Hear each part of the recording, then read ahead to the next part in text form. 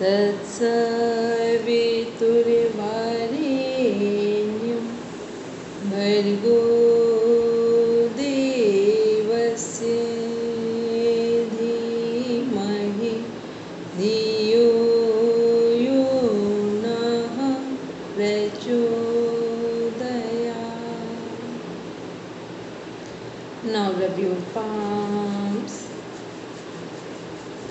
touch your eyes, then open your eyes.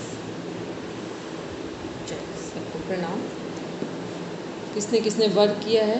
Meeta ma'am ने कर लिया था, रात में ही करके दे दिया था. अब मैम उसका सेकंड चैप्टर स्टार्ट किया मैंने, अभी षटकम तक बनाया है, आज प्राणायाम का बनाना है. उसका वो भी लिख लेंगे मीता मैम.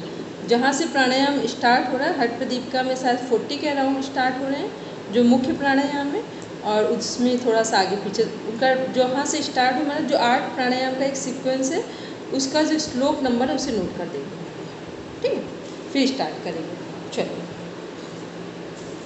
कल हम लोग बात कर रहे थे वृत्तियों की, चित्त वृत्तियों की. ठीक है, तो उसमें से हम लोग ने डिफाइन की थी प्रमाण, विपर्य, विकल्प और निद्रा स्मृति. आज हम लोग डिफाइन करेंगे. ठीक है, तो जब हम लोगों ने प्रमाण था, प्रमाण का मीन्स क्या है? जो प्रत्यक्ष, जिसको हम लोग अपने 5 सेंस ऑर्गन से कनेक्ट कर सके, वो प्रमाण हो गया.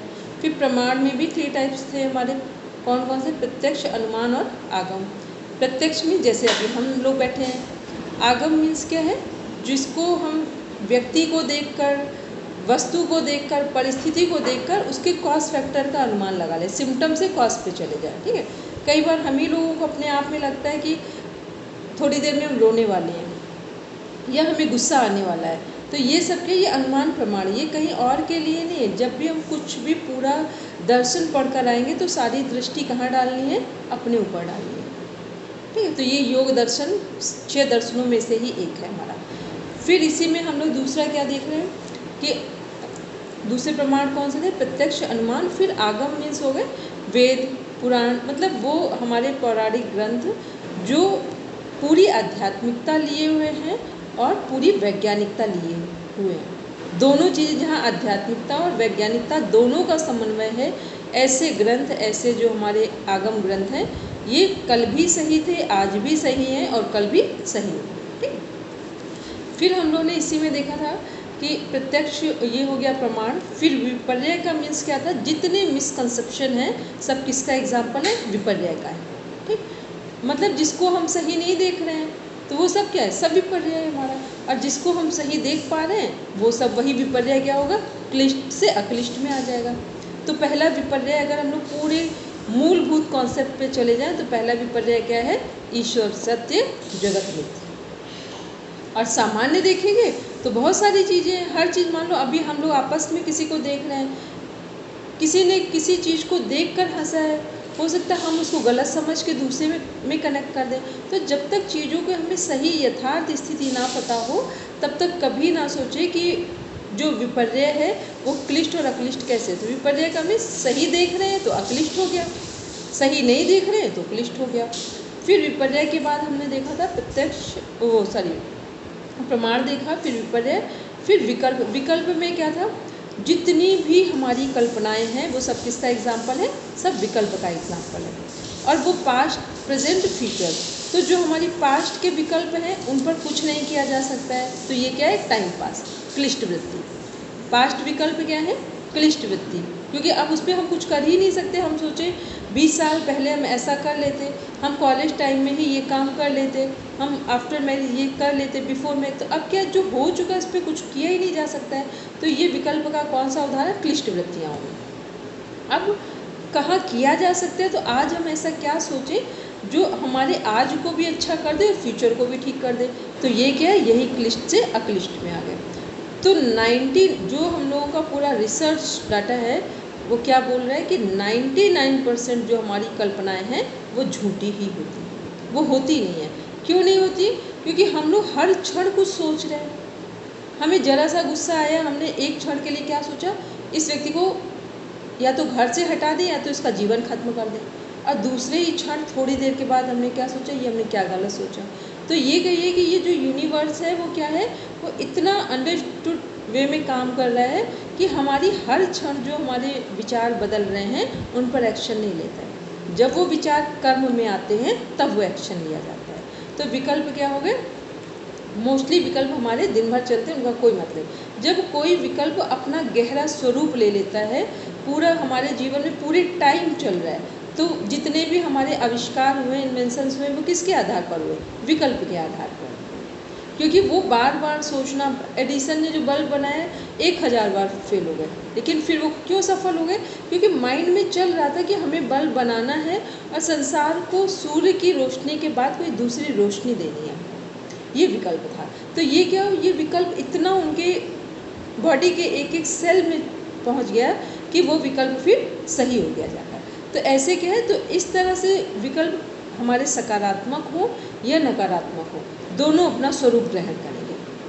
और ऐसे जिनमें हम केवल नॉर्मली सोच रहे हैं, भूल जा रहे हैं, सोच रहे हैं, भूल रहे हैं, तो यहाँ विकल्प का कोई मतलब नहीं है। फिर आते हैं, तो क्लिष्ट और अक्लिष्ट क्लियर हो गया। यदि कोई हमारा सकारात्मक स्वरूप हमें योग के मार्ग में, जीवन के लक्ष्य में पहुंचने में सहायक है, तो वो सारे विकल्प क्या है, अक्लिष्ट के उदाहरण हैं। और जो हमारा टाइम खराब कर रहे हैं, हमारे व्यक्तित्व को कमज़ोर कर रहे हैं, वो सारे विकल्प क्या हैं, सब क्लिष्ट वृत्ति, नेगेटिव थॉट्स का माध्यम। फिर हम लोगों ने देखा था, कल बात कर रहे थे, जिसको पूरा कंप्लीट नहीं कर पाए थे, निद्रा के संबंध में, कि नींद हमारी क्या, 3 शब्द लिखिए सब। नींद में, नींद के लिए जागृत में क्या होते हैं हम, जागृत में भाव होता है हमारा। भाव का मतलब सुन पा रहे हैं, समझ पा रहे हैं, रिस्पॉन्ड कर पा रहे हैं। जागृत में हमारा भाव होता है। निद्रा में क्या होता है, अभाव होता है, बाहरी जो विचार वृत्तियाँ चल रही हैं। और फिर जो हमारा समाधि है, उसमें स्वभाव होता है। समाधि में स्वभाव में स्व से जुड़ते हैं, जागृत में बाहर से जुड़ते हैं, निद्रा में बाहर की वृत्तियों से तो हटते हैं, लेकिन अपने आंतरिक स्तर से थोड़ा सा जुड़े रहेंगे, ठीक है। लेकिन वहाँ पर नींद समाधि नहीं है, नींद समाधि नहीं है। क्यों नहीं है, क्योंकि नींद में क्या हो रहा है, जब गहरी नींद आएगी, अब इसको एक और इस पे लिखिए जो आपका साइकोलॉजी का पार्ट है, क्योंकि पूरा मनोविज्ञान इसके अंदर। नींद में, नींद हमें कब आती है, जब तक बीटा वेव्स होंगी तब तक तो हम सो ही नहीं सकते हैं, ठीक है। जितने साइकोसोमेटिक डिसऑर्डर्स हैं या डिजीजेज हैं, वो किसका कॉज फैक्टर है, सब हमारे बीटा का कॉज फैक्टर। मीन्स जब हमारी नींद बीटा में होगी तो सारे साइकोसोमेटिक डिजीज डेवलप हो जाएंगे।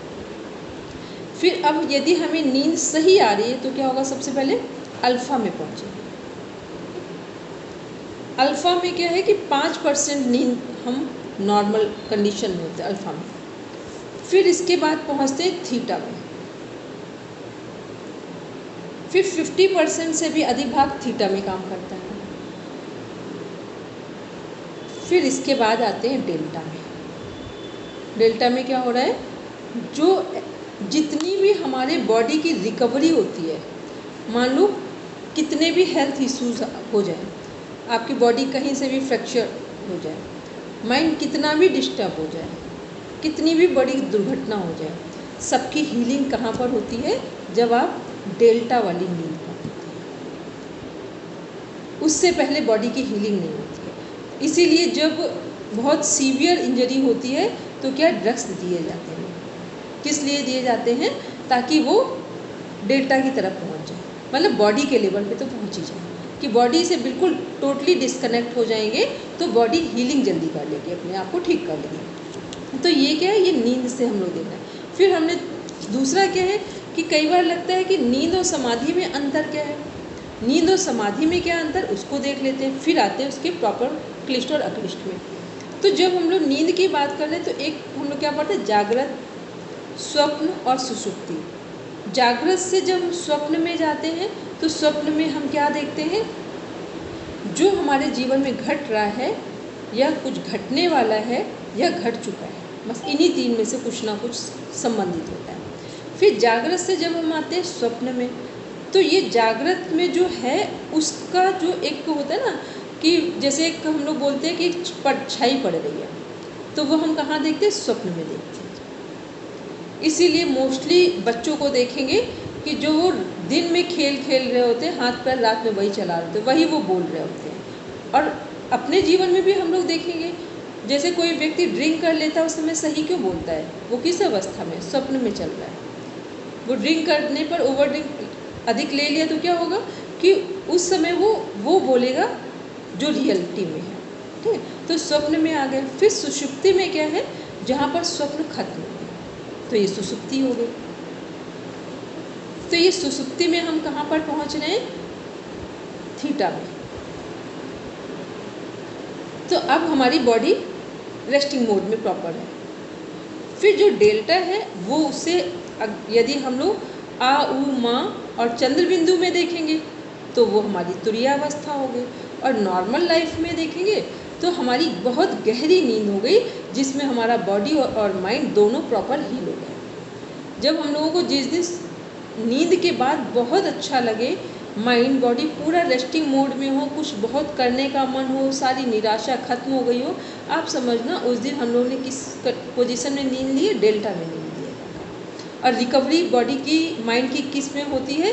वो ड्रग्स के थ्रू हो या हम नॉर्मल लाइफ में करें, दोनों डेल्टा के पॉइंट पर जाओ होकर। ठीक है, वो उसका परसेंटेज 25%।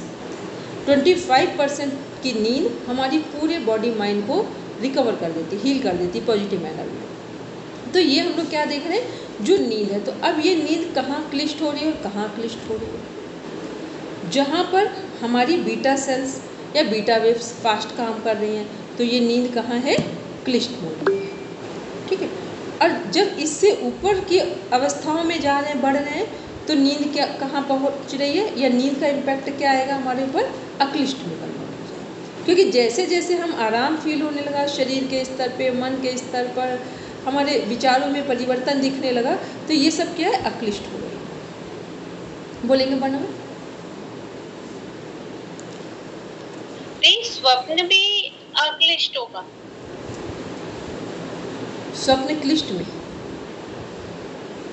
सुषुप्ति और तुरीया अक्लिष्ट होंगे। और स्वप्न में एक तो होता है जो हम सपने देखते हैं कभी कभी, मतलब नॉट ऑलवेज, और अदरवाइज नॉर्मल मोड में क्या होगी? कभी क्या बोला अपने में? फिर से बोलिए।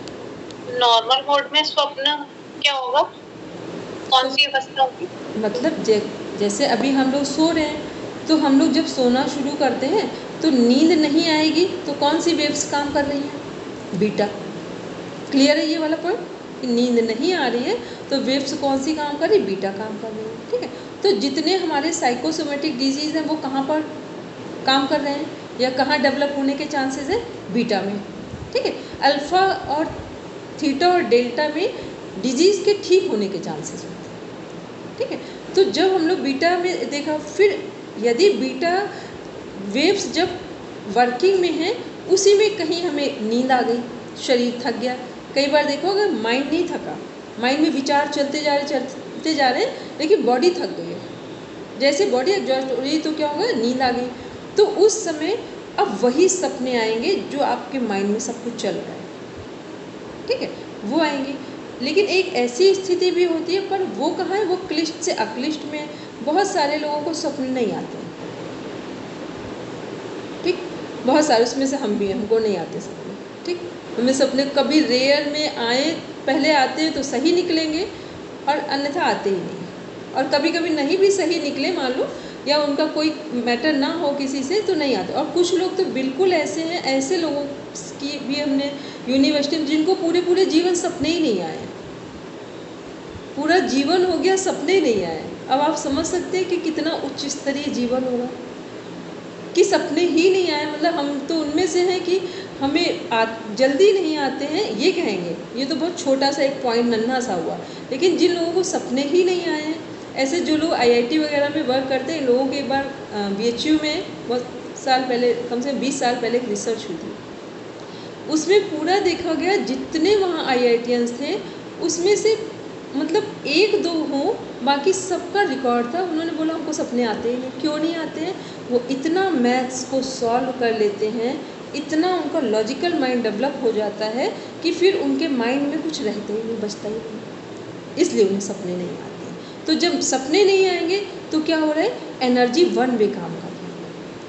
अदरवाइज क्या होता है, पहले एनर्जी कहाँ ड्रेन हुई है, जागृत में, बीटा काम कर रहे हैं, बीटा वेव्स, फिर अब वो वहाँ पर थक गया माइंड हमारा या बॉडी थक गई, अब वो कहाँ काम कर रही है, अब वो स्वप्न में काम कर रही है। मतलब दोनों तरफ से हमारी एनर्जी लॉस हो रही है। तो ये किसका एग्जाम्पल हुआ, ये हमारा क्लिष्ट का एग्जाम्पल, ठीक है। और अक्लिष्ट में क्या है, जहाँ से अल्फा वेव्स काम करना शुरू हो रही, फिर थीटा और डेल्टा। तो ये हमारे जो एनाटॉमी, फिजियोलॉजी, साइकोलॉजी के टर्म में ये बात कर रहे हैं। लेकिन यही जब हम बात करेंगे समाधि के स्तर पे, तो क्या वहाँ आ, उ, मा और चंद्र बिंदु है। तो समाधि और नींद में जो डेल्टा स्टेज है और जो समाधि, अब इन दोनों के बीच क्या अंतर है। जब हमारी जो डेल्टा स्टेज है बॉडी के, माइंड के लेवल पे, साइकोलॉजी जो बेस्ड है, वो क्या कर रही है, उस नींद में हमें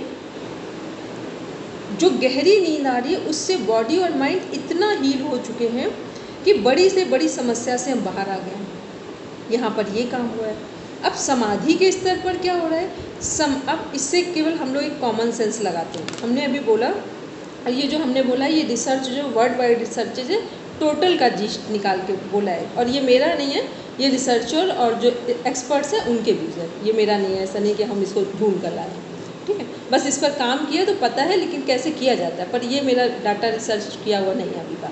तो इसमें क्या है कि जो इसमें समाधि में क्या अंदर, तो जब हम डेल्टा वाली स्टेज में 25% की जो नींद है 2 घंटे की, उसको ले रहे हैं, जो लास्ट मोमेंट पे नींद आ रही है, उससे हमारी पूरी बॉडी, माइंड, पूरी लाइफ चेंज हो रही है। तो जब समाधि की हम लोग बात करते हैं, तो समाधि में क्या है, समाधि में हम सारी स्टेजेस में क्या होते हैं, बॉडी के से डिस्कनेक्ट हो रहे होते हैं, माइंड से डिस्कनेक्ट हो रहे होते हैं, तब शांत होकर डेल्टा स्टेज पे आ रहे हैं।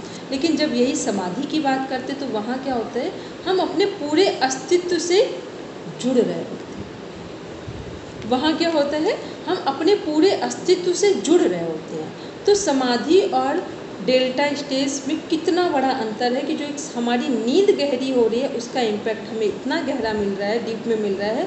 तो जब ध्यान करेंगे तो ध्यान का इम्पैक्ट क्या मिलेगा। इसीलिए बोलते हैं ना, मोस्टली जो लोग काम करते हैं 3 घंटे सोते हैं, ये 3 घंटे सोने वाले कौन से लोग हैं, और जो पूरा काम कर रहे हैं 21 घंटे 22 घंटे, ये वो लोग हैं जो ध्यान की इतनी गहराई में हैं कि एक एक दिन का जो ध्यान है वो उनको 3-3 महीने की एनर्जी दे देता है।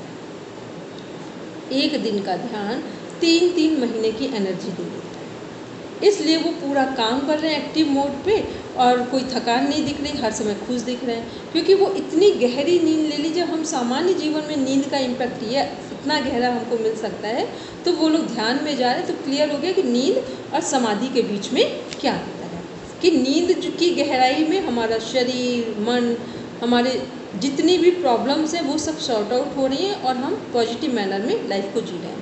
और जब यही ध्यान में जाएंगे, समाधि में जाएंगे, तो पूरा जीवन पूरे अस्तित्व से जुड़ेंगे, पहले अपने अस्तित्व से और फिर यूनिवर्स के साथ कनेक्ट हो जाएंगे। तो ये हमने क्या देखा, नींद जो है वो कैसे क्लिष्ट और अक्लिष्ट को कनेक्ट कर रही है, कि कब हमारी नींद क्लिष्ट होगी और कब हमारी नींद अक्लिष्ट होगी। और नींद में अभाव क्यों बोला जाता है, क्योंकि नींद में जब हम संसार से डिस्कनेक्ट होते हैं, बॉडी के लेवल से डिस्कनेक्ट होते हैं, बॉडी और माइंड अलग होते हैं, तब हमें नींद आती है। और नींद से जगने के बाद हम ये बता पाते हैं कि नींद का प्रभाव या नींद कैसी आई थी, किसके लेवल पे बता पाते हैं, अपनी बॉडी की फिटनेस, माइंड की फिटनेस या माइंड के पॉजिटिव थॉट्स जो एटीट्यूड है उसके बेस पर हम बता पाते हैं कि आज हमें नींद कितनी अच्छी आई थी। तो बॉडी थकी हुई है तो नींद कैसी थी, क्लिष्ट है। बॉडी और माइंड बिल्कुल आरामदायक मोड में है, तो इसका मतलब क्या होगा, ये अक्लिष्ट होगा। क्लियर। अब आते हैं हम लोग देखते हैं स्मृति का एग्जाम्पल, कि स्मृतियाँ क्या हैं। पहले तो स्मृति को देख लेते हैं। स्मृति मीन्स होता है जो हमारी स्मृतियाँ हैं वो कैसे बन रही हैं। सबसे पहले क्या होते हैं, विचार होते हैं, वृत्ति होता है, फिर कर्म बनते हैं। पहले वृत्तियाँ, फिर कर्म बनेंगे, वृत्ति या विचारों से कर्म बन गए, फिर कर्म से संस्कार बनते हैं, और फिर संस्कार से स्मृतियाँ बनती हैं। वृत्ति, विचार, कर्म, संस्कार, ये है हम लोगों का पूरा एक सिस्टम है कि कैसे वृत्ति, विचार, कर्म एक साथ एक दूसरे से कनेक्ट होते हैं।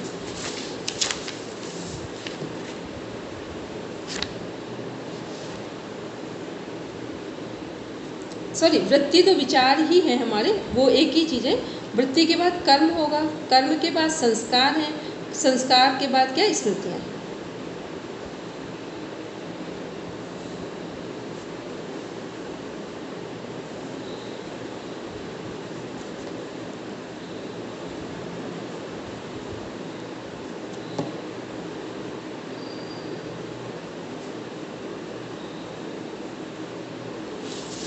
इसमें क्या है कि जो हमारे, अब इनको देख लेते हैं कि स्मृतियाँ कैसे, कभी हमें लगता है कि, और स्मृतियाँ होती कौन सी हैं, जिस चीज़ से हम जीवन में कभी भी जुड़े हैं, चाहे वो कितने भी 10 जन्म पहले की बात हो।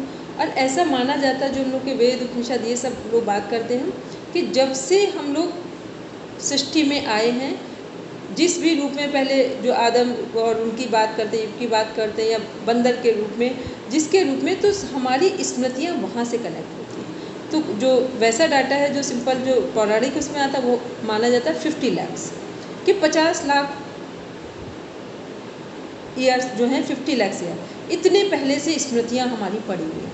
कितना भी कुछ अच्छा हो जाए, स्मृति दोनों रूप में काम करती है, नेगेटिव और पॉजिटिव। तो ये स्मृतियाँ क्या हैं, तो कैसे हुई, पहले वृत्ति थी, विचार था, फिर विचार में भी हमारा क्या हुआ कि विचार को जब हम कर्म में ले आए, क्योंकि जीवन में हमें रिजल्ट कहाँ मिलने शुरू होते हैं, जब विचार कर्म में आते हैं। फिर कर्म हमने बहुत लंबे समय तक किया, अच्छा और बुरा जो भी किया, वो संस्कार बन गए। फिर संस्कार इसका रूप लेकर रिकॉर्ड हो जाते हैं, संस्कार ही स्मृतियाँ हैं वैसे, लेकिन संस्कार को स्मृतियाँ जब योग दर्शन में बोला जा रहा है, तो ये क्या, रिकॉर्डेड फाइल है चित्त पर, जो हमारी कलेक्टेड है। जो चित्त पर फाइल पड़ी है, वो सब कहाँ है, स्मृतियाँ कहाँ हमारी सारी हैं, चित्त पर इकट्ठी। तो ये क्या हो गया, तो अब इसको हम लोग देखते हैं, जो हमारी स्मृतियाँ हैं, उनमें हमारा क्या है, एक मेमोरी है। कैसी मेमोरी है, पहले हमारा सबसे पहले मेमोरी 3 तरह की, जो हमारी साइकोलॉजिकल टर्म है, short term memory, sorry sensory memory पहले आता है, सेंसरी मेमोरी, फिर शॉर्ट टर्म मेमोरी, और फिर नेक्स्ट आता है हमारा long term episodic. Short term memory हमारी क्या है, शॉर्ट टर्म मेमोरी का मीन्स होता है, जैसे अभी आपने हमें देखा और आपने आंख बंद कर ली, और फिर क्लास भी कंप्लीट हो गई। तो आप देखिए बस हमें देखा अभी आपने फर्स्ट टाइम और आंख बंद की, 1 मिनट या 1 मिनट भी नहीं बोलेंगे, 2 से 5 सेकंड आप हमको बंद आंखों से देख पा रहे हैं, उसके बाद खत्म हो गई। इसे बोलते हैं सेंसरी मेमोरी, जो बस 1 से 5 सेकंड या 2 सेकंड में अपनी इमेज को हटा दे रही है, उसे बोलते हैं सेंसरी मेमोरी। फिर नेक्स्ट देखते हैं short term memory. Short term memory 20 seconds काम करती है, sensory memory 1 to 5 seconds, short term memory 20 seconds काम करती है। शॉर्ट टर्म मेमोरी कैसे काम कर रही है हमारी, कि जैसे ही हमने अभी कोई आपको बात कर रहे हैं, बात करते हुए हमने कोई एग्जाम्पल दिया आपको, ठीक, जैसे अभी हमने स्टार्टिंग में एक बात बोली थी कि नींद जागृत में भाव होता है, नींद में अभाव होता है वृत्तियों से, और समाधि में क्या होता है, स्वभाव होता है, ठीक, ये हमने बोला था। इसके बाद हमने उसको रिपीट नहीं किया। अब हमने अभी तो हमने आपको बताते हुए एग्जाम्पल में बता दिया। मान लो हमने अभी ये बताते नहीं और आपसे पूछते कि हमने नींद के संदर्भ में क्या बात की थी, जागृत, नींद और समाधि के एग्जाम्पल को किससे कनेक्ट किया था, तो आपको यदि याद रहेगा तो आप हमें बता पाएंगे, नहीं रहा तो भूल जाएंगे। तो ये क्या, ये 20 सेकेंड्स का रहा। तो 20 सेकेंड्स में कई बार हम पूरा कॉन्सेंट्रेट होते हैं, तो जो 20 सेकेंड्स में भी बताया गया वो हमें याद रह जाता है, और कई बार नहीं रहता है। तो शॉर्ट टर्म में क्या है, बिल्कुल बस पलक झपकी भूल गए। इसमें क्या है, जो हमारा सेंसरी मेमोरी में था वो शॉर्ट टर्म में, सॉरी सेंसरी मेमोरी में जो पलक झपकते ही हम चीज़ों को भूल गए। शॉर्ट टर्म मेमोरी 20 सेकेंड तक हम चीज़ों को याद रख पाए, फिर यदि उन्हें रिवीजन नहीं करवाया गया या नहीं डिस्कस किया गया उस बात पर, तो उसको हम भूल गए। इसके बाद आते हैं हम लोग long term memory. Long term memory क्या है हमारी, पूरा जो हमारे जीवन में जो हम लोग 50 लाख ईयर की बात कर रहे हैं, जो हमारी स्मृतियाँ हमारे चित्त पर पड़ी हुई है, वो सब किसका पार्ट है? लॉन्ग टर्म मेमोरी का पार्ट है, जो कि पूरा स्टोरेज है, एक इनफाइनाइट स्टोरेज है, अनंत स्टोरेज है। ठीक, तो ये क्या है? ये हमने 3 हमारी मेमोरी देखी, sensory memory, short term memory और लॉन्ग टर्म मेमोरी। तो अब इसमें देखते हैं कि जो हमारी, सपोज करके अब एक इसका एग्जांपल भी देख लें कि जो चीज़ें, इसीलिए एक जो पूरी साइकोलॉजी है वो क्या प्रिडिक्ट करती है कि यदि हमने किसी भी कॉन्सेप्ट को सही से सुना हो, पढ़ा हो, तो हम 20 मिनट्स पढ़ने के बाद यदि वही रिवीजन कर लें तो हमें 80% लर्न हो जाता है, हमारा चित्त बोले या माइंड बोले उसमें फिट हो जाता है। यदि हमने जो भी पढ़ा है उसका रिवीजन 20 मिनट्स हम ले लें पढ़ने के जस्ट बाद, तो 80% वो क्या होता है? हमारे माइंड में फीड हो जाता है। और जितना जितना हम टाइम को डिले करते जाते हैं, परसेंटेज उतना डाउन होता है।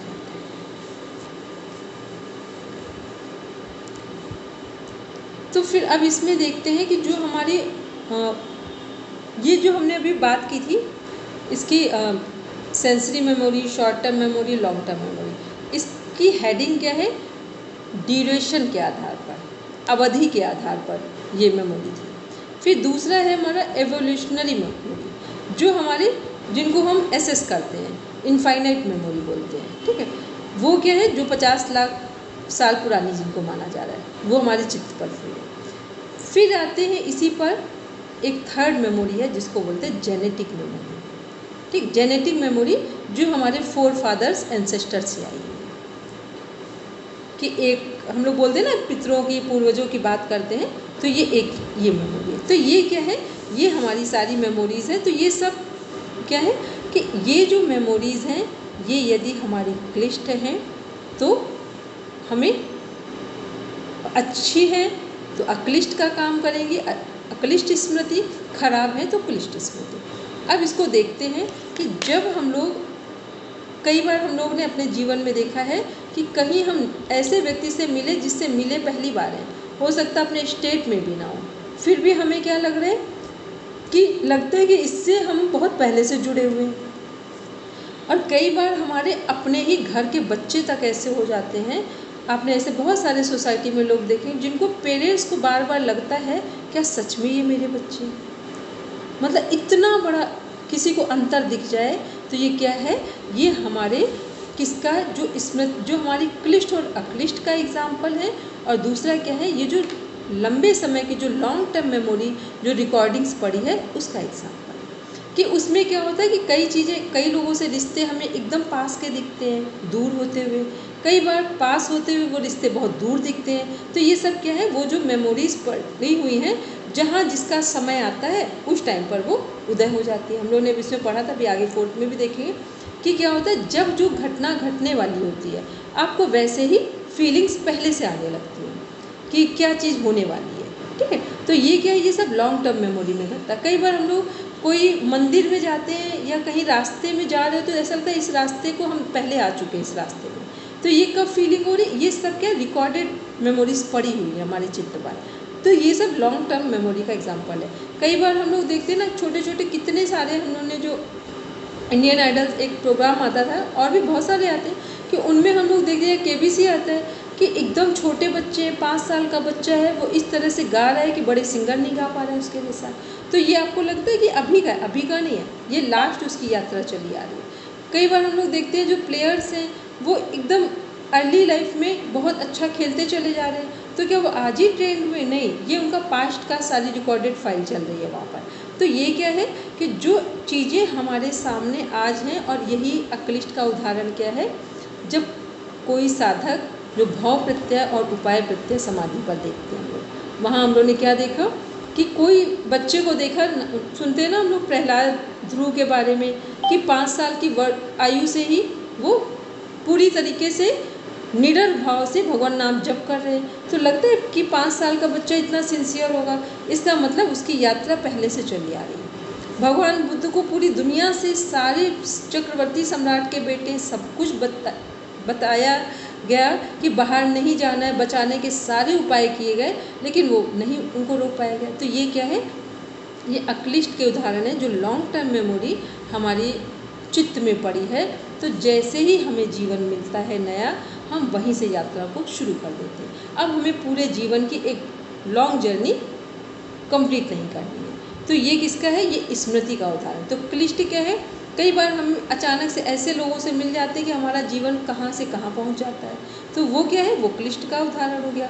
कई बार ऐसे लोगों से मिल जाते हैं कि जीवन एकदम महान बन जाता है, तो वो किसका उदाहरण हो गया, वो अक्लिष्ट का हो गया। और कई बार हम अपने मन से अचानक से, कुछ लोगों को सबने सुना है महाकवि कालिदास जी का जीवन, तुलसीदास जी का जीवन, ठीक, पाणिनि, महर्षि पाणिनि है वहाँ पर, वाल्मीकि जी, ये सब क्या है, क्लिष्ट से डायरेक्ट अक्लिष्ट में गए। तो ये नहीं था कि बाहर से उनको जगाया गया, उनके अंदर वो संस्कार पड़े थे, बस बाहर से ट्रिगर दिया गया और पूरी उनका जो ट्रांसफॉर्मेशन होता है पूरे बॉडी माइंड सोल का, वो सब एक साथ हो गया। तो ये क्या है, ये हम किसका उदाहरण देख रहे हैं, स्मृतियों का।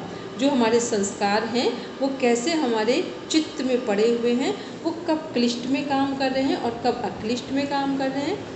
योग अभ्यास क्या कर रहा है, योग अभ्यास केवल हमें इतना बताने का प्रयास कर रहा है कि यदि हम योग अभ्यास करेंगे तो अपनी क्लिष्ट स्मृतियों को बहुत जल्दी अक्लिष्ट में कन्वर्ट कर लेंगे, या ये बोले कि जो चीज़ हमारे सामने सही नहीं है उसको कैसे सही किया जा सकता है। तो दो चीज़ें होंगी, हमने अभी परसों बोला था, यदि हम सही ढंग से प्राणायाम करते हैं, ध्यान करते हैं, मंत्र जप करते हैं, तो तीन चीज़ें होती हैं, या तो व्यक्ति बदलेगा, या तो परिस्थिति बदलेगी, या तो मना स्थिति बदलेगी। तीन में से एक चीज़ बदलेगी।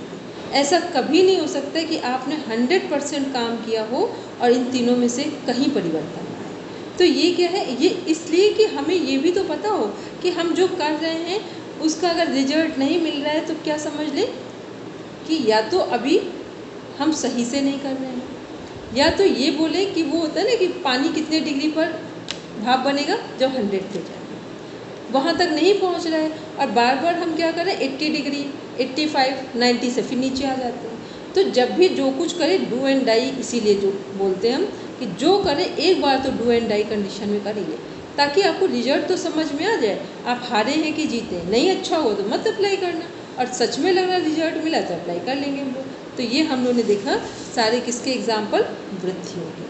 तो अब हमको लगता है वृत्तियाँ, चित्त जितना अच्छा हो सकता था उतना अपने लेवल पे समझाने का प्रयास किया। बस ये नहीं कहेंगे अभी, क्योंकि समझाने वाले इतने महान लोग बैठे हैं, उनके सामने कुछ भी नहीं, ठीक है। लेकिन अभी जो हमारे बस पढ़ने के पॉइंट ऑफ व्यू से था, तो चित्त क्या है, चित्त की जो हमारी भूमियाँ हैं, चित्त जो हमारा चित्त में उठने वाले जो गुण हैं, फिर चित्त का जो वृत्तियाँ हैं, फिर वृत्तियों के अपने क्लिष्ट और अक्लिष्ट के एग्जाम्पल, वो पूरे हमने एग्जाम्पल के साथ देखे। तो ये हम लोगों ने चित्त से रिलेटेड जितने पॉइंट्स थे उनको कवर किया। फिर हम लोगों ने अंतःकरण चतुष्टय ऑलरेडी पढ़ रखा था। फिर सबसे सरल एक और एग्जाम्पल था जिसको हमने कल मैसेज भी किया था कि चित्त प्रसादन क्या है, चित्त को सुंदर बनाने वाले प्रसाधन क्या है, जिसमें बाहर से कोई एफर्ट नहीं लगाना, केवल हम जहाँ बैठे हैं अभी केवल एक विचार कर लें पूरा कि चित्त प्रसाधन क्या है। मैत्री, करुणा, मुदिता, उपेक्षा। मैत्री क्या है, जहाँ कहीं सफल लोग दिख रहे हैं सही मायने में, और या वो सही मायने में नहीं भी दिख रहे हैं, लेकिन उनका कोई ऐसी चीज़ दिख रही है जो उनके सफलता का सूचक है, वहाँ दिख रहा है। क्योंकि ये भी ना सोचे, क्योंकि इस दुनिया में सब 100% तो कोई है नहीं, तो ये ना सोचकर चले कि कोई सफल व्यक्ति है उसकी 5 चीज़ें खराब है तो अब हम सोचे कि वो 10 की 10 खराब है। जो 5 अच्छी है उनको भी सफलता का पैरामीटर में तो उसको भी लेकर आएंगे। तो क्या करना है, वो सब मित्रता के उनसे करनी है कि जहाँ आप अपने लेवल पे एक मित्रता का चुनाव करेंगे और एक जहाँ कुछ अच्छी चीज़ें कुछ खराब है लेकिन अच्छी चीज़ों को ध्यान देंगे। तो मित्रता कहाँ किससे करनी है, जो अपने से सफल लोग हैं, अपने से अधिक आगे लोग हैं, वो सब श्रेष्ठ लोग हैं, वो उनसे हमें मित्रता का भाव रखना है। क्यों रखना है, क्योंकि मित्रता का भाव नहीं रखेंगे तो दूसरा भाव सीधा सीधा ईर्ष्या का होगा। और ईर्ष्या क्या है, अहंकार और ईर्ष्या इतने सूक्ष्म हैं कि आपको पता ही नहीं चलता है कि कब आप ऊपर से नीचे पहुंच जाते हैं। आपको कुछ कहने की ज़रूरत नहीं, कुछ बोलने की ज़रूरत नहीं, लेकिन आप बिल्कुल टॉप से बॉटम पे चले आएंगे। तो ये क्या, इसलिए मित्रता रखना, भले ही हम बात करें ना करें, लेकिन मन ही मन स्वीकार कर लें कि ये व्यक्ति यहाँ तक पहुँचा है, कुछ नहीं किया होगा तो इसने कम से कम 24/7, मान लो एक चोर व्यक्ति है, उसने चोरी करके एक घर बनवाया हो, तो चोरी करके भी बनवाया होगा तो उसने कितनी रातें जगी होंगी, कितना अलर्ट रहा होगा, कितना एक्टिव रहा होगा। इतना आसान तो नहीं घर बनवाना, हम सफल लोग तो घर बनवा नहीं पा रहे हैं, तो वो कैसे बनवा लेगा। ठीक है, तो जहाँ जिसकी चीज़ हो, उसका जो पॉइंट गलत है उसको साइड करो, लेकिन जो चीज़ें उसकी अलर्टनेस वाली है, एक्टिव मोड वाली हैं, उनको फिर एक्सेप्ट करके, क्योंकि अगर ऐसे नहीं करें तो मोस्टली लोग क्या करते हैं, वो एक कहानी सुनी ना कि लोमड़ी थी, फॉक्स, अंगूर जब नहीं ले पाई, प्रयास पूरा किया, जब नहीं ले पाई, खा पाई तो अंगूर खट्टे हैं, और जब तक खुद का पूरा एफर्ट था तब तक ये बात नहीं आई थी। तो यही हम लोगों के जीवन में होता है, यदि हमने मित्र नहीं स्वीकार किया तो निश्चित बात है कि ईर्ष्या का भाव उत्पन्न हो जाएगा, और ईर्ष्या क्या है, बिल्कुल हमें टॉप से बॉटम पे लाके खड़ा कर देगा। फिर उसके बाद क्या है, वो हमारा हो गया मैत्री। फिर करुणा में क्या है कि जब भी किसी की सहायता करना, ना करो वो बहुत अच्छा है, पर करना तो इस भाव से करना कि सच में हमें ज़रूरत हो तो हम दूसरों से क्या चाहें। इस भाव से जब हम करुणा करते हैं तो ये क्या है, ये फिर हमें हर दिन योग में आगे बढ़ा देगी, सारे विचारों को हमारे खत्म कर देगी, जितने हमारे क्लिष्ट वाले विचार हैं। क्यों खत्म कर दें, क्योंकि हम किसी व्यक्ति को अपने से नीचा देख ही नहीं रहे हैं।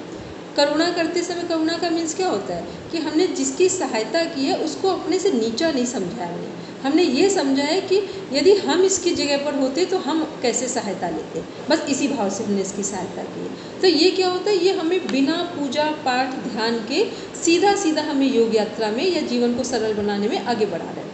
फिर मैत्री करुणा मुदिता क्या है कि जब भी श्रेष्ठ लोगों से मिले वहाँ जीवन के संदर्भ में कुछ मांग ना करें, वहाँ जीवन को कैसे देखें, इस दृष्टिकोण को देखे जाकर। तो जो हमारे संत महापुरुष आध्यात्मिक जो प्रतिभाएं हैं, वहाँ पर किसका भाव लेकर जाना है, मुदिता का, प्रसन्नता का भाव लेकर जाना है। तो वो कुछ भी नहीं कहेंगे तो उनको देख कर भी हमें जीवन जीना आ जाएगा। ठीक है, वो कुछ भी नहीं देंगे तो उनका जो आसपास का माहौल है, वो कैसे उठ रहे हैं, बैठ रहे हैं, अपना काम कर रहे हैं, क्या सोच रहे हैं, अगर आपने इतना भी ध्यान से देखा तो वो भी आपके लिए योग के मार्ग में साधक तत्व बनेगा। फिर हमारा उपेक्षा है। उपेक्षा में क्या, hate the sin not the sinner, सीधा सीधा, चाहे हम अपने व्यक्ति, वस्तु, परिस्थिति, हम स्वयं में कहीं पर भी जो कुछ हमें लगे कि ठीक नहीं है, बस उसको उस बात को बोलेंगे ये ठीक नहीं है, बाकी का पूरी ओवरऑल पर्सनालिटी, जो भी व्यक्ति है, वस्तु है, परिस्थिति है, वो सब अच्छा है।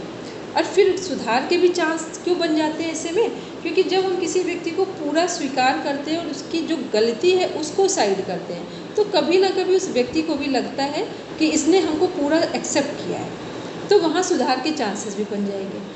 वो थोड़ा टाइम लगेगा। टाइम कितना लगेगा, जब तक हमारा इंटेंशन वीक है। जितना जितना आपका इंटेंशन स्ट्रांग होता जाएगा, उतना उतना बिना कहे सुधार के चांस बनते हैं। लेकिन वो सब क्या है कि हमें लगता है कि हम नहीं कर पा रहे हैं, तो नहीं कर पा रहे हैं तो क्या है, ये अभी हमारा जो खुद का विल पावर है वो कमज़ोर है। वो जितना स्ट्रांग होगा उतना ही हम अपनी बात को कहने का अंदाज़ बदलते जाएंगे, और जितना जितना हम अपनी बात को कहने का अंदाज़ बदल लेते हैं, उतना ही देखते हर परिस्थिति अपने आप में सकारात्मक वे में बदली हुई नज़र आती है। तो ये हम लोग ने क्या देखा, ये हमने देखा चित्त प्रसादन, कि चित्त प्रसादन में हमने कोई एफर्ट नहीं लगाया, न यम, न नियम, न आसन, न प्राणायाम, प्रत्याहार, धारणा, ध्यान, समाधि, कुछ भी नहीं किया है। केवल शांत बैठकर, अभी यहीं बैठकर जहाँ बात कर रहे हैं, यहीं बैठकर हमने किसी भी परिस्थिति, व्यक्ति पर विचार करके अपने आप को पूरा मुक्त कर लिया। मुक्त का मतलब धीरे धीरे हम क्लिष्ट से अक्लिष्ट की ओर जा रहे हैं। तो ये भी हमें समाधि की ओर या मुक्ति मोक्ष की ओर लेकर जाएगा। अब आते हैं हम लोग योग। अब किसी का भी कोई क्वेश्चन हो तो पूछ लीजिए, फिर हम लोग आगे बढ़ेंगे।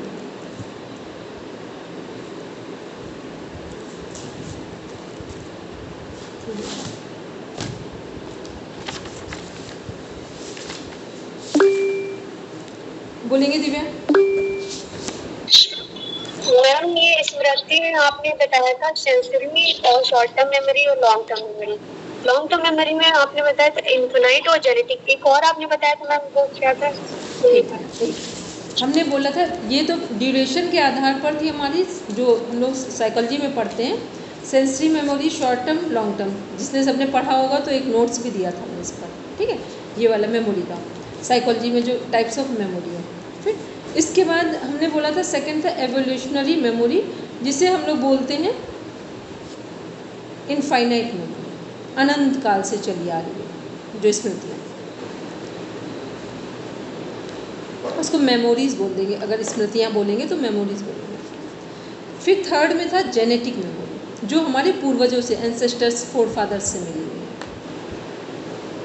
कई बार होता है ना कि तीसरी चौथी पीढ़ी में भी लोग आ जाते हैं और कोई ऐसा बच्चा होता है तो उसको को रिलेट करते हैं, ये अपने बाबा जैसी इसकी हैबिट्स हैं, इसकी दादी जैसी हैबिट्स हैं, इसकी ऐसे करके। तो ये क्या है, वो हैबिट्स जो, और कई बार कुछ लोगों के घर में एक ऐसी परंपरा चल रही होती है कि उनके यहाँ धार्मिक जो, या ये बोले कि जो सही मायने में धर्म का मतलब वो नहीं है कि केवल पूजा पाठ, उसको हम धर्म नहीं बोल रहे हैं, जो ह्यूमैनिटी के आधार पर यदि धर्म को प्रिडिक्ट करें या बोले, धर्म को डिस्क्राइब करें, तो वो 7 पीढ़ी हो गई, 8 पीढ़ी हो गई, सीधा वही चली आ रही।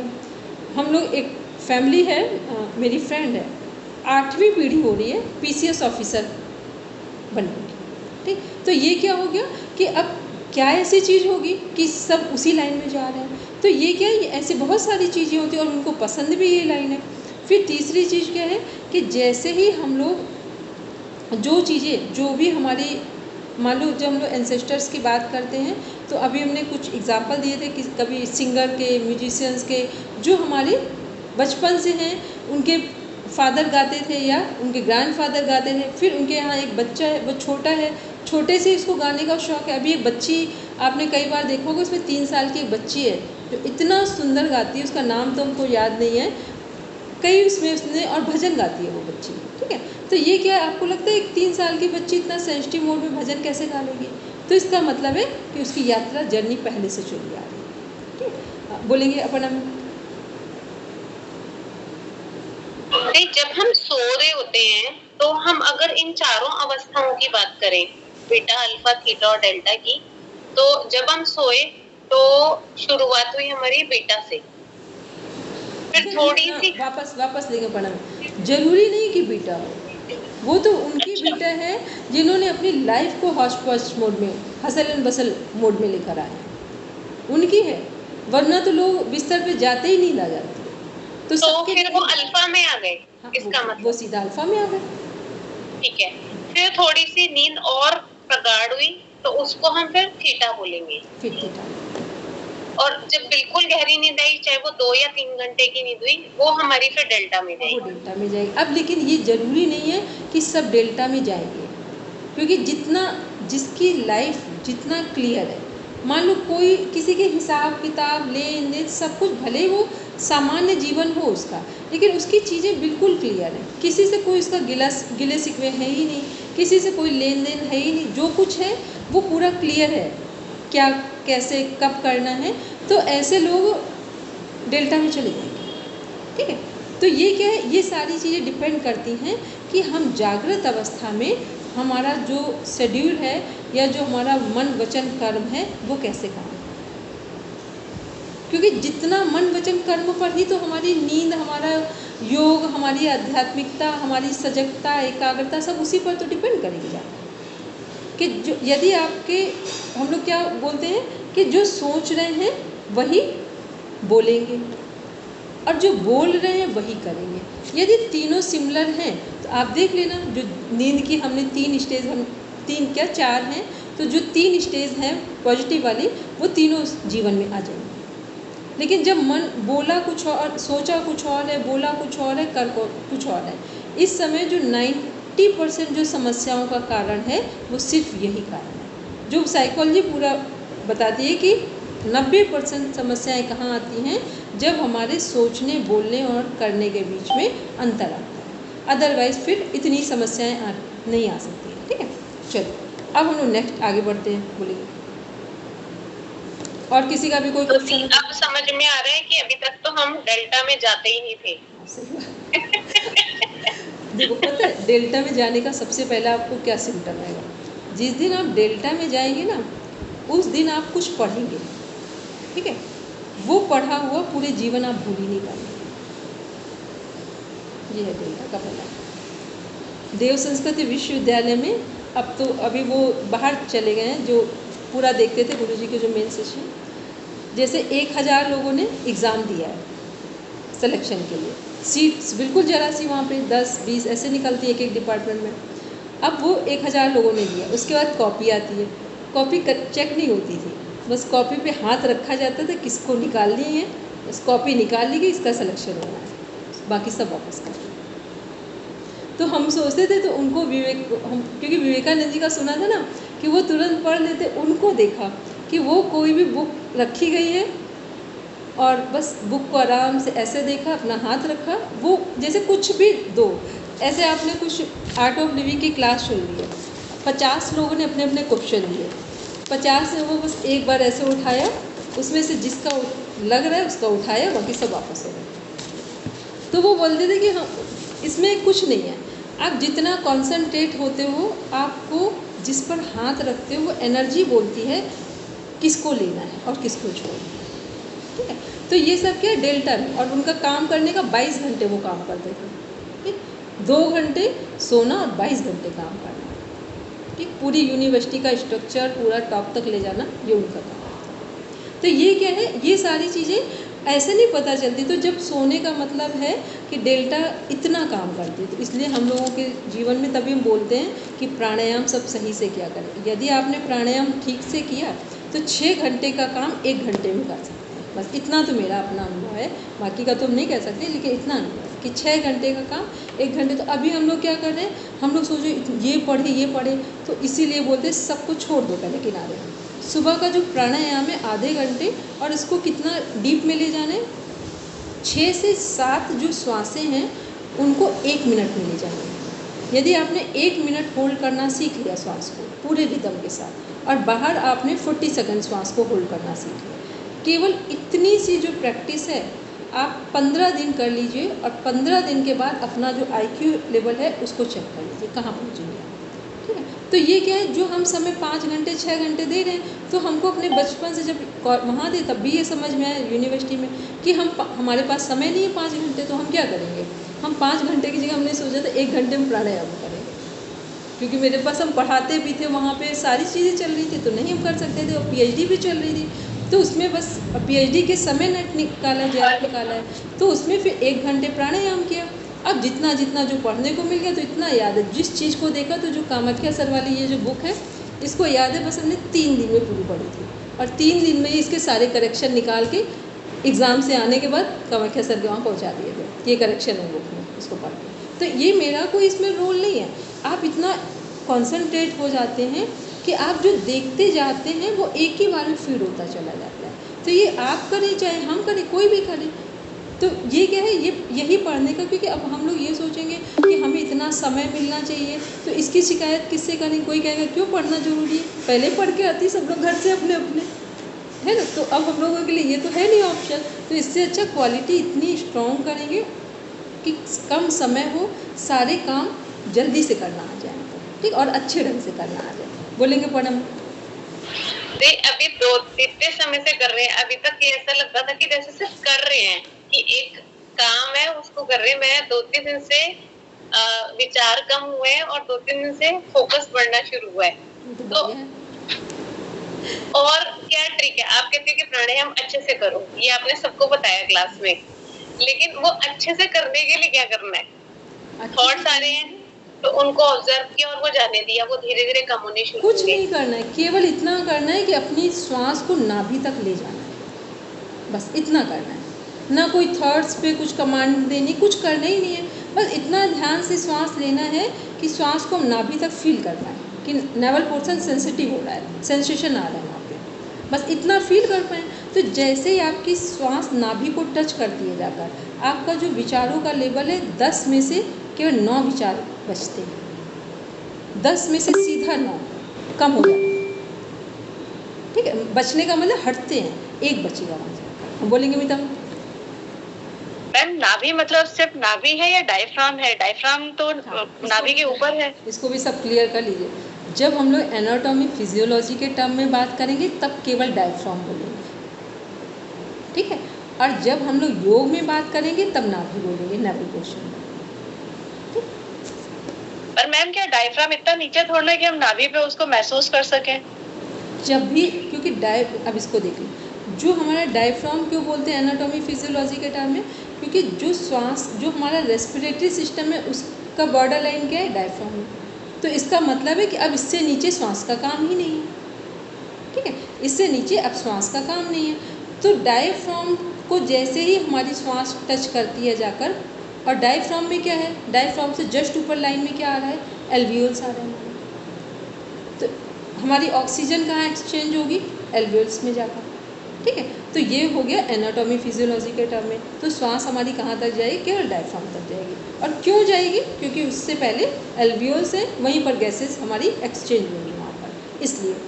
अब योग के टर्म में देखें या हम लोग अपने पूरे जीवन के क्रम में देखें, तो एक बच्चे का जन्म का जो सूत्र है वो कहाँ से बनता है, नाभि से, ठीक है।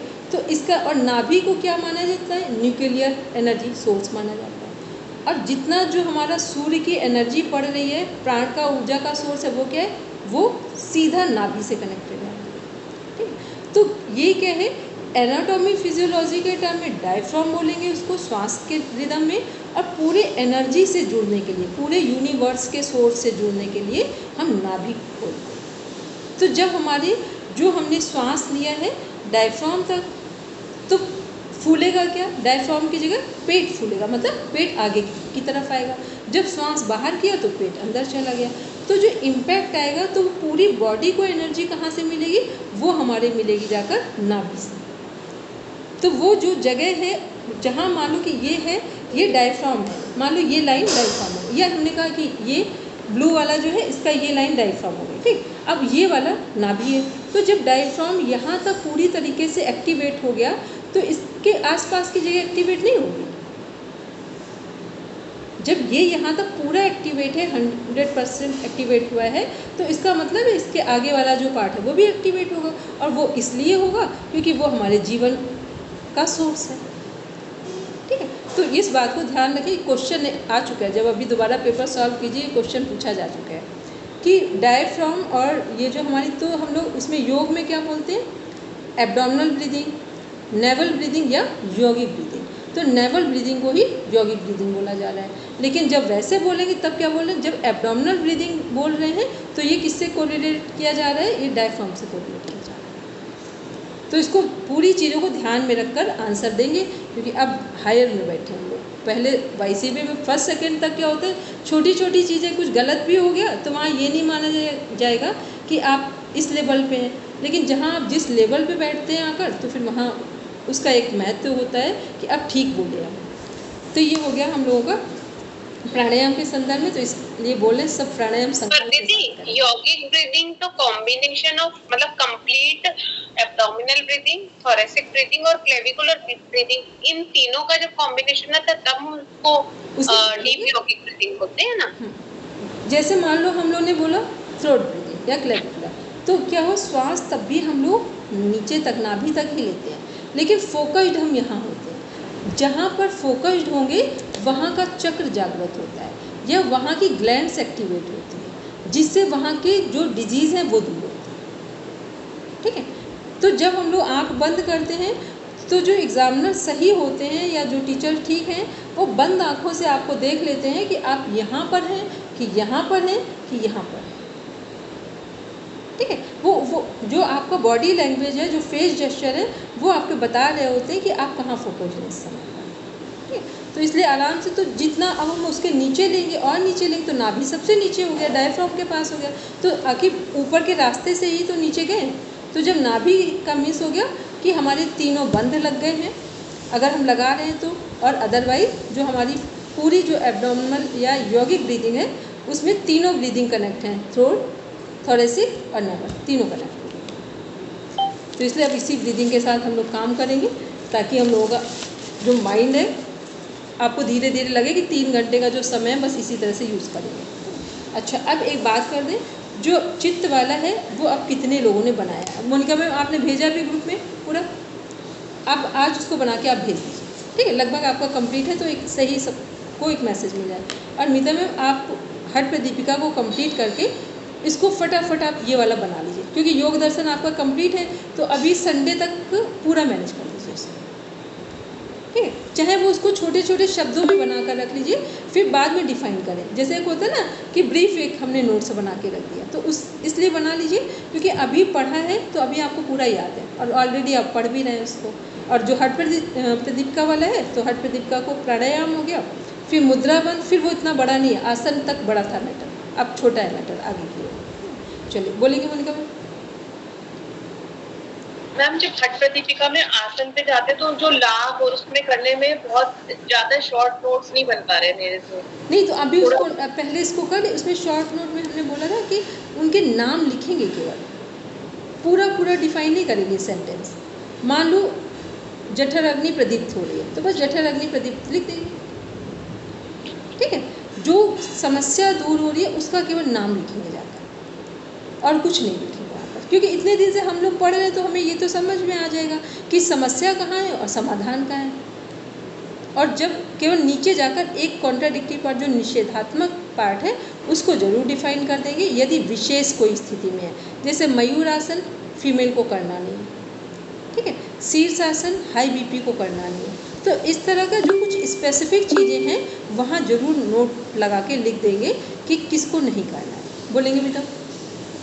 मैम मयूर आसन लेडीज तो नहीं करना चाहिए लेकिन फिर भी बहुत सारी करती हैं, तो उसका क्या कारण है? कितने लोगों का जो रिप्रोडक्टिव सिस्टम है, जो बेबी को जन्म देने के लिए फिर खराब हो गया उनका पूरा सिस्टम, ठीक है। इसलिए जो बिल्कुल एक्सपर्ट लोग हैं नॉर्मल, अभी हमने कुछ लोगों को फिर देखा, हमने तो खैर मना भी किया, लेकिन अभी उनको इतने सारी प्रॉब्लम्स आ रही हैं बेबी के।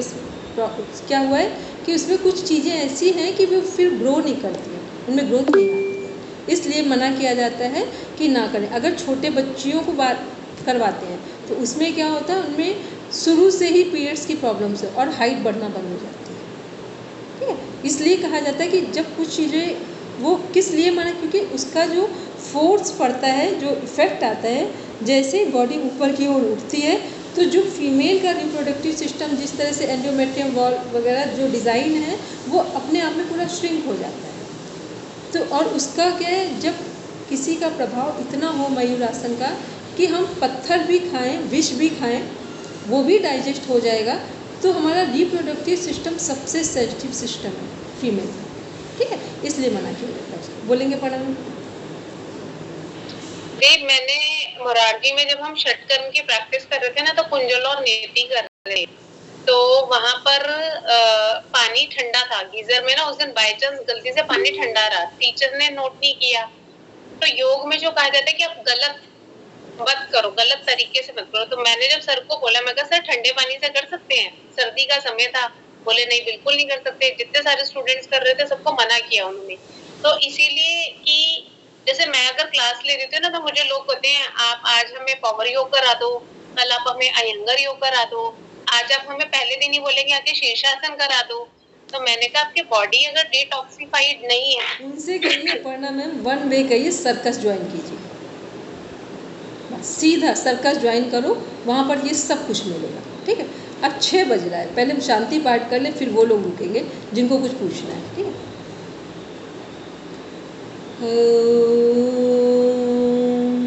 शांति शांति शांति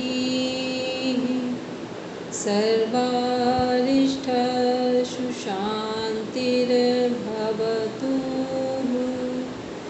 Now rub your palms,